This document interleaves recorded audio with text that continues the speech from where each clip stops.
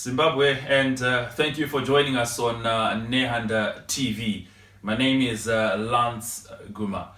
Joining me on today's show is arts activist Silvanos Bhanditi. Thank you for joining us, sir.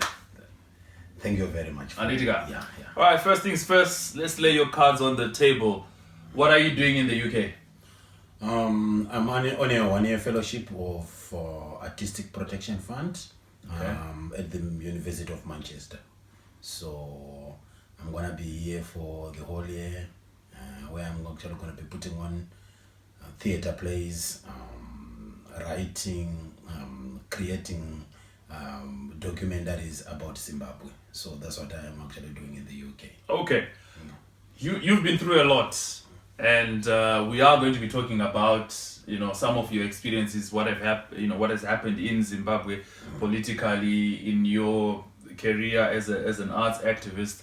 But I believe this Saturday something is happening in Manchester, and we want all the Nehanda TV viewers who are watching, particularly those who are in the UK, who want to be able to come and support. What's happening? I'm presenting a play about the life of a friend, Itai Zamara. It's called Denjon.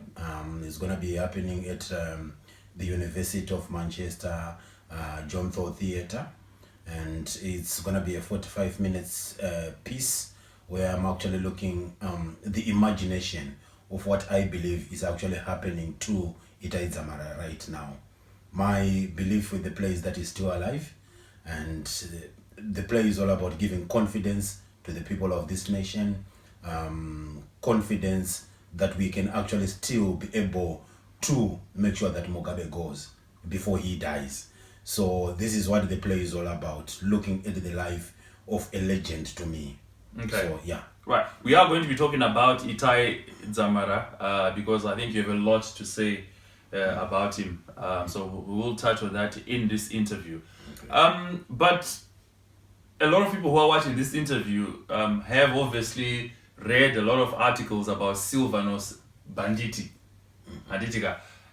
particularly with reference to Tajamuka. So talk us through that, your relationship with Tajamuka and how it all began. It was actually a combination of 14 youth political parties, mainly the youth wings, and 44 civic society organizations and individuals. We came together as youths and say, let's create a movement that we are all involved in, that can actually demand for so many things. We had 15 talking points when we actually launched, but then as the movement grew each and every day, we started expanding on the objectives of the movement, and we did quite a number of interesting things in the streets of Harare, which was like the main objective of being there, mostly to be an action organization rather than the one that actually releases press statements, but for the media to come on the ground and realize what we are actually fighting for, with the idea of mobilizing so many Zimbabweans so that we could actually raise our complaints openly, so that the government can take action about it, so that Mugabe can also go. That was actually the basic thing. Do you need to be a certain type of character? I wouldn't call it eccentric, but I've seen protests where you've done one-man protests on the streets of Harare, chaining yourself, having the courage to say, right, I don't need to be part of a crowd. I, as one man, as Silvanos Bhanditi, decided a one-man protest. Your thought process as you do things like that was, I think some people would be watching and say, plus I'm not paying out, yeah. At times, mostly it's all about us, being Zimbabweans. And then you have got so many things that are happening, and you're like doing these things in the theater. And the people that you are targeting, the MPs, the mayors, the ministers, the president, they are not listening to you, or they are not even coming to watch. Then I decided to say, okay, let me take these plays to the parliament. I really wanted to do it with quite a number of actors, as a team of 5-6, but most of them developed the cold fear towards the end. Then I ended up doing it as a one-man. Imagine if we were like 10 of us being chained, the impact that it was actually going to bring. Or 10 of us actually putting dirty on our bodies, the impact that it was actually not going to do. But at the same time, what I'm mostly like more interested in is actually the message being received. You know, you perform in front of the parliament, and then there is noise, and the parliament is adjourned on the same day. That actually makes you get so much interested and say, okay, I am actually one who's performing here, but I've got a lot of activists who have come here with me today to actually make sure that I deliver the message correctly. So at times, doing it as a one man, it's easier to manage and getting the message done.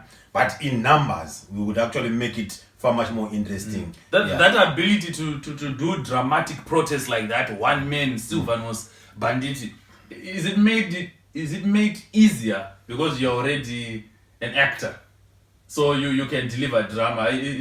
I'm trying to think of another activist, perhaps Patson Zamara or I don't know, Linda Masada, being able to do the sort of stunts you pull. It must be hard. No, not really. We're actually in the process of actually wanting to do these things together. You know, as combined as artists, as activists. You know, it's me joining forces with them. The other time when I did the chaining one, I was actually with Promise Mkwananzi. Okay. You could see him. When I actually did the one about the mud thing, I was actually with Promise. So with Patson. Okay. So it's the whole idea is to make sure that we actually get them involved in the way that they can. You know, after I deliver the performance, then they issue the press statements like on the same venue. So it's like they've already played their own part. But at the same time, I hear that they are like now in the process of actually making sure that they will chain about 100 people and march in Nelson Mandela towards Parliament, which is actually one of the most interesting things that I wish if I was in Harare and I would actually be part and parcel of that. Yeah. Obviously, what you do has come at a great cost. We all read what happened to you in September. Without necessarily opening old wounds, it is important, obviously, for those who are not aware what happened. Could you just tell us about the time you were abducted? What happened? It was on the night of 12th September. So what had actually happened, I had actually gone to Mutare to visit the kids of Linda Masarira. She was actually in prison during that particular time. So when I returned that night, I arrived at around 10.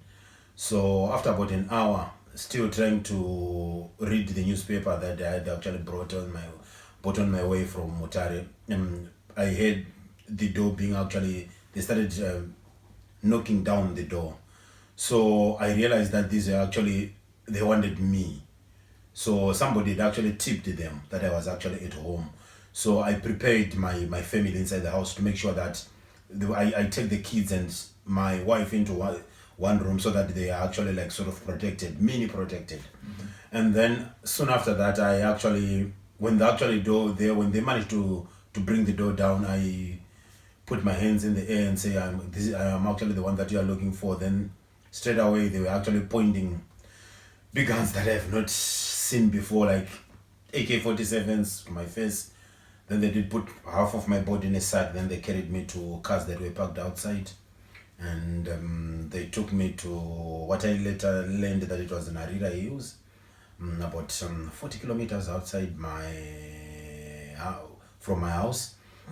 And then when we got there, they started... This is Harare. Harare, 44 kilometers outside Harare. Yeah. So they started beating me randomly, without saying anything or anything. So they didn't want me to see their faces. Okay. Then, during that same time when they started beating me, now for about 10 to 15 minutes of actually being beaten, then they started now asking questions. Why I wanted Robert Mugabe gone, why I was actually doing the plays that were actually against the state, who was actually funding Tajamuka and that. And then the idea was I couldn't move from what I believed in to say we need change. I mean, I'm 38 years old, and I've actually seen one president compared to a South African who was actually born in 1992. He's seen more than 4 presidents. The difference between the two. So after that, they applied electric shocks on me, and then when they were actually disturbed by the villagers, because it's like sort of a fishing area. So there were villagers who were actually coming from the dam. So then they started making a lot of noise, because before me, there were actually some other people who had actually been taken and dumped in the same area. So they started making noise about it, why the cars were actually parked in the middle of the bush and everything. So when they realized, I think it's just one road that actually gets out of the place that we were. Mm-hmm. So when they actually fired guns in the air, the villagers started running, saying "Mutsai mamu, Mutsai mamu." So they said to themselves, what if they close the road? We actually move away from our mission, right? So then at that time they injected me with something that I haven't actually that has not been identified. So soon after that, when they left, the villagers came in and they assisted me, and they managed to take me to hospital. And it was actually through the assistance that I got, mainly from Zimbabweans. I really need to salute you. The minute that I was taken, with the use of social media, it was all over within minutes. And when we arrived, they even started talking about who did we actually live at their house, who had actually made all this noise. Because they were actually being called by their superiors to say, where are you? What is it that is happening? So there was a lot of, my personal belief is, because of the assistance that was actually played by the people of Zimbabwe, I'm still alive. It was because of that noise that they made. It was breaking news all over, people like calling, wanting to know what is happening. And it was like something that I actually greatly appreciate, with all my heart to say on that. Thank you, Zimbabwe, very much. Does that make you, when you go through an experience like that, because obviously the intention by the state is to break your spirit, to break your resolve. How do you respond, to something like that? Because those are the sort of articles, experiences that discourage people from going into politics in Zimbabwe. I stayed in hospital for about 3 weeks. And then after coming out, on my 4th week, I actually went to parliament in chains, to actually say, it doesn't matter what you've done to me, but I still, even when I'm now limping, I was operated, but I'm still with the same ideology to say, this is what we need, and we are actually not going to stop because of that. Yes, you can intimidate us, yes, you can torture us, yes, you can do everything, but the spirit of the Zimbabwean will remain the same. The whole idea is to make sure that when it is done to you, don't abandon the people, because you actually remove the spirit from them, to say they're actually thinking that yes, we can do it. And then when you move away from the demonstrations, you're actually killing the spirit of the process. A lot of people will actually develop fear after that. But what I actually managed to do with the other activists was to make sure that we bring back the spirit of fighting, which was one of the critical things that we do. I think after 1 month, when I went to parliament the first time, there were quite a few people, and then the second time that we went, 3 weeks later, there were hundreds of people who actually stopped the police from actually taking me, which actually means now they're actually having that resolve to say, yes, we can do it, which is one of the things that we should actually continuously do. Look at Patson. Soon after everything, the abductions and everything, he actually came back again in the street to protest. Look at what happened to Linda Masarira. After everything else that they have done to you, you go back. Promise Mkwananzi, coming from prison, you go back to make sure that you keep the spirit up, the morale high. So that is the only solution. Now, talking about your abduction brings us to the topic of Itai Dzamara's abduction, and he's still missing. Let's go into that, because a lot of people probably don't know that you and Itai Dzamara go back, way back. Yeah. Talk us through that. I started knowing this brave man called Itai Dzamara when we were actually doing our O-levels at Ifudai 1. So, like the first, we were in different classes. So this is Highfield High 1, that's in Harare. Yeah, 1995. Okay. So, there were quite a number of us then. I think there was actually Rampane Pasi, the footballer, Tapuaka Pini, David Sengo, okay, one school. So then, soon after that, I think it was the start of the year when we were actually doing our form studies. It was the year of the 6th All Africa Games in 1995 that were actually held in Harare. So we're actually part and parcel of the mass displaced team. I foot 2 Mokai. So we're actually being transported to National Sports Stadium each and every day. And then we continuously received the same lunch, my buns in a drink. And then it became like monotonous, and boring. Then a Thai from nowhere says, I think we should actually protest about this whole thing. Then it was like, we're actually not going to do mass displays today. And then it started like funny, and then the message started like moving across. Then like all the students, we said, no, we are not doing anything. And then the people actually leading this thing, they were actually shocked because they were like, these were like CIO. So actually doing this thing. I remember one of them was actually called Mangezi, who was actually the team leader. So there were so much stress that we actually put into the students, and then we remained with that resolve that we are not doing anything. And then the same day, we received the pies by 3 o'clock. So that's like something. Then, yes. Then later now, when we had actually finished the school, when we started discussing about it, they said, we didn't know that we were actually doing activism then. So it was something that started when we were actually in school. Okay. And then when we actually did our A-levels, 97 and 98, now I was actually in the same class with Itai, doing nearly the same subjects at A-level. Okay. Yeah, and then he was more of a footballer, and I was still doing drama. But one thing with Itai was, he was like the school journalist, Each and every weekend, you'd actually be given a car by the school to say you're actually attending all these sporting activities. And you could actually write, reports. Then we would actually, all of us, go onto the notice board and then start reading.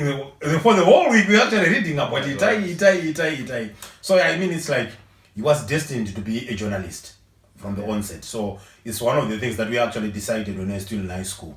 And then after that, we met again now. We're now actually doing real activism. And Itai reported on me several times when he was, I thought, with the Zimbabwean news. Yeah, when he was actually within the Zimbabwean, and when he went to South Africa to study his own newspaper and that kind of thing. And then I did a play that was called Protest the Revolutionaries, after the uprisings in the Middle East, Egypt, Tunisia, and the like. So I was attacked that same year and went again into hospital.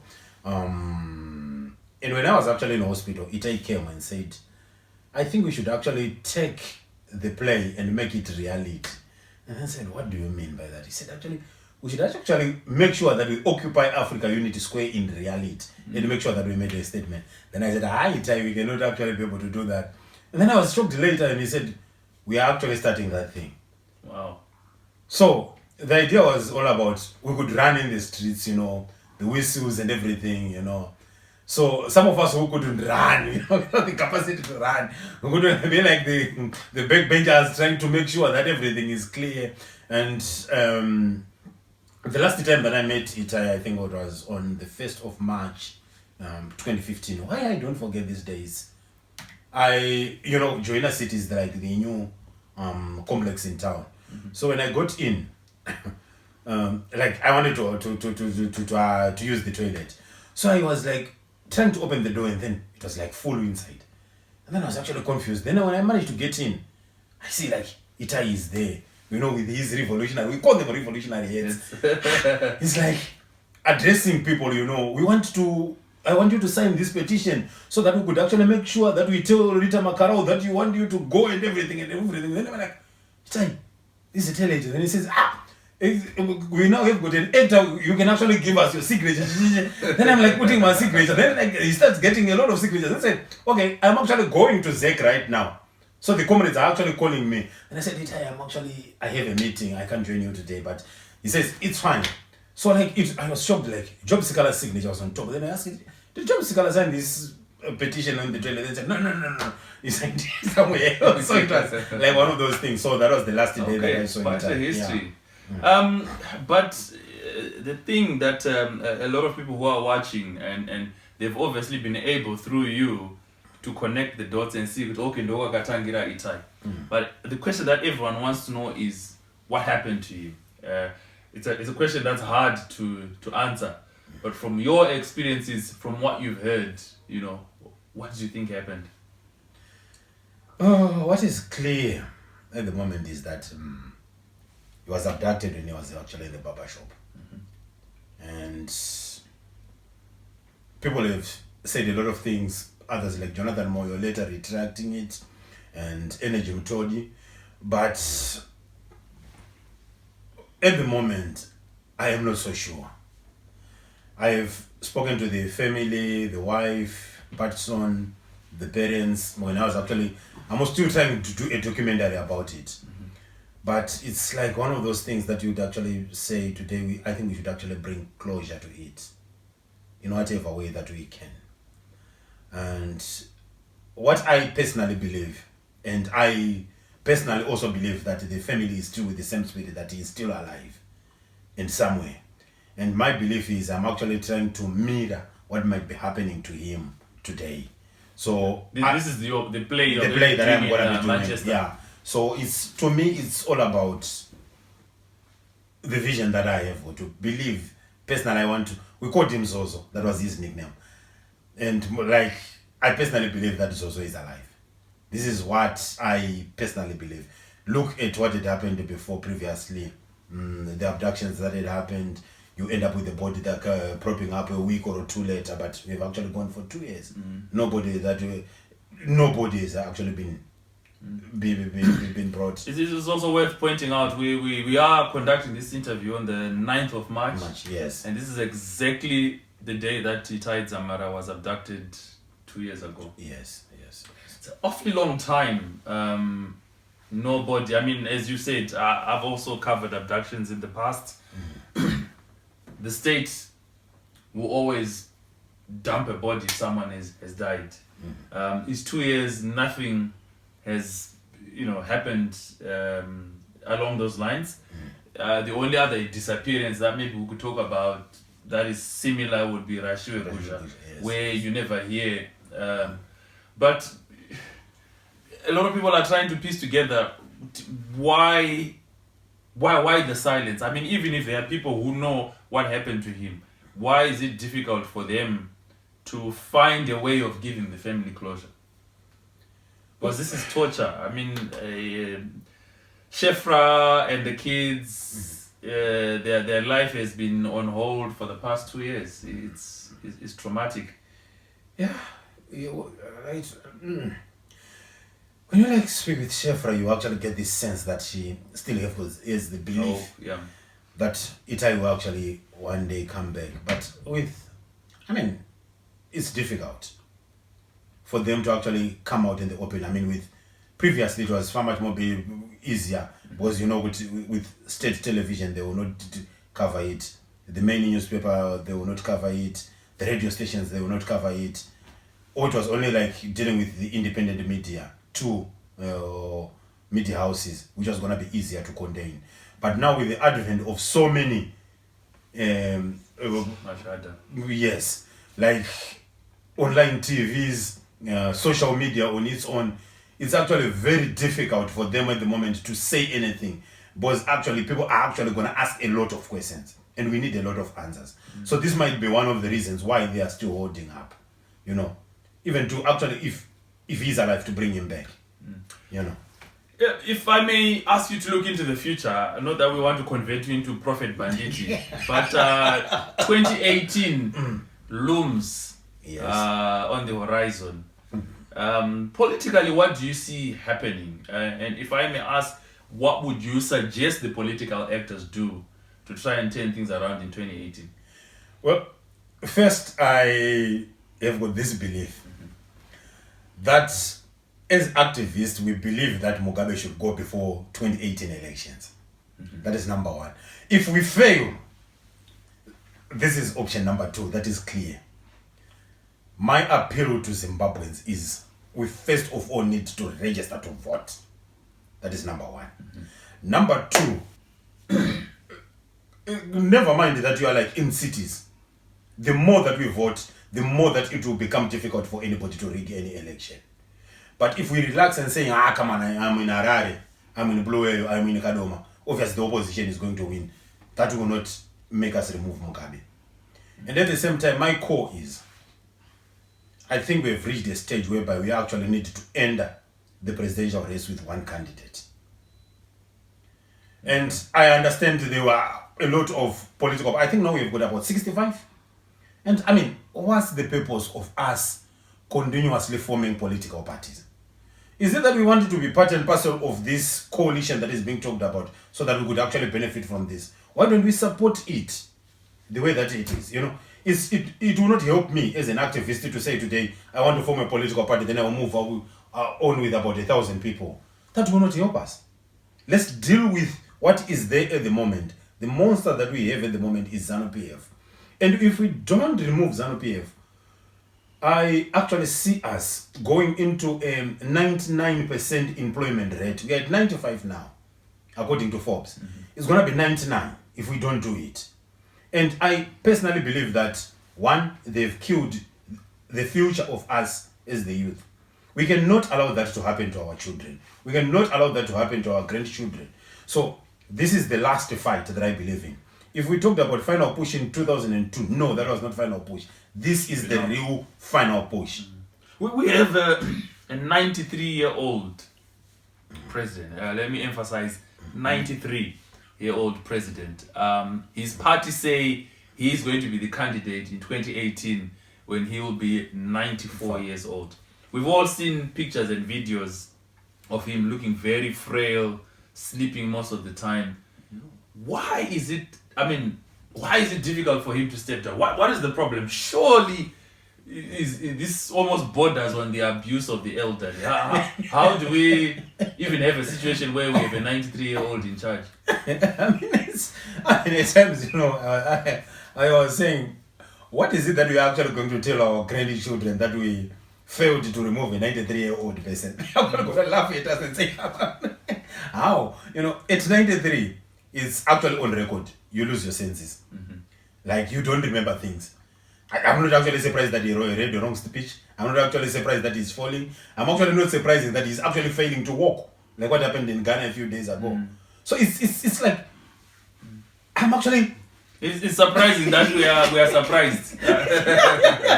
I mean, it's if we have got to blame anyone, we can laugh about these things, but the blame we should actually blame ourselves as Zimbabweans. We are actually tolerating things that we are not supposed to be tolerating. This mentality of saying, I'm actually okay, I don't care about the situation, my family is getting enough, I don't care about the situation. We are talking about today. What of the other 90% of Zimbabweans who are actually out there, who are actually failing to survive on with $1 per day? You know, that kind of thing. I think is there something to do with the mentality of Zimbabweans? I mean, because other countries have zero tolerance for situations like this. We've had, of course, other leaders stay in power for decades and decades. Angola, Equatorial Guinea, yes. Yaya Jema's, another example. But 93 seems to be quite a record, isn't it? It's a record. I mean, I mean, personally, among all the people that we've mentioned, no one has ever lost 15 billion US dollars, and people remained silent. Yeah. And we remained like folding our hands. Yet we are all moving on the same roads that have got potholes. Yet we are all queuing in the banks that do not have the money. Yet we have got 20% of people staying in the cities where cannot actually access water. I will tell you about Mabvuku Tafara residents. They have never accessed the water for about 5 years now. And you try to say to them, let's go even to the council office and demonstrate about this, that we are demanding water as a right. You know, they take people and dump them in Caledonia. You go to those same people to say, let's go and demand shelter. And this is where I say it's the mentality of us Zimbabweans. I mean, so much fear has been put in us to an extent that we cannot think on our own. But is it a case of fear? Because if I may take us to last year, June, July. Yes. It appears when civil servants don't get paid and stayaways are called, people heed calls. But when there are no issues to do with money, it's hard. It seems hard to mobilize people. This is what I'm talking about. That I am good myself. I am getting. and I don't care about what is happening to the rest. Yes, you are the ones who are employed as civil servants, but you didn't get bonuses, which is your entitlement.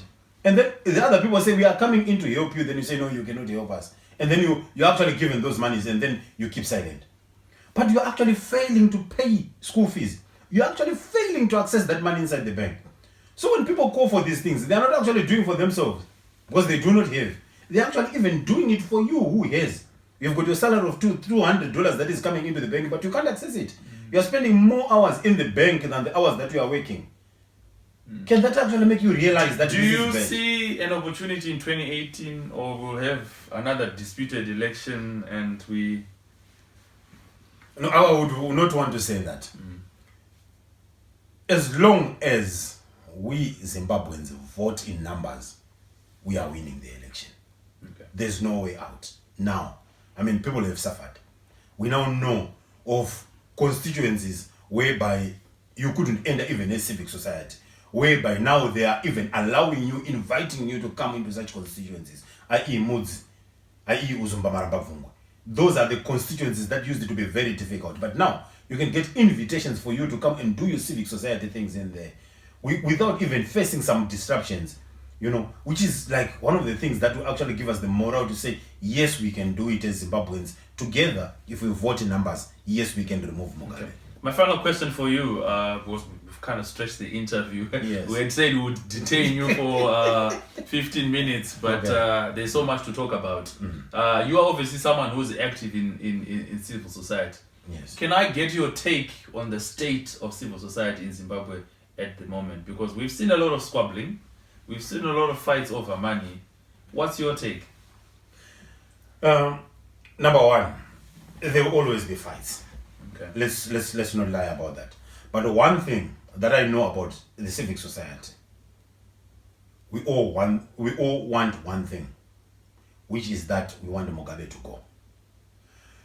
As long as we can disagree on so many other things, but agree on one thing, to say this is what we want. You see, most of these disagreements that we are actually facing, it's all about the people who are actually being planted in the civic society by the state to make sure that they cause these disruptions. Like, they'll mention figures that are shocking, i.e. on 18 November demonstration, you hear that Jorwadza was given 100,000 US. Who gives 100,000 US for a demonstration? And the Herald goes all over town with that. And then some other civic society actors supported the same. You know, you hear a person actually in the civic society is deciding to crash Mawarire openly. I mean, what are we doing? Yes, we might have our own differences, but let's have one thing that we agree on. People have got their own weaknesses, but is he or she doing the same thing in regard in making sure that Mugabe goes?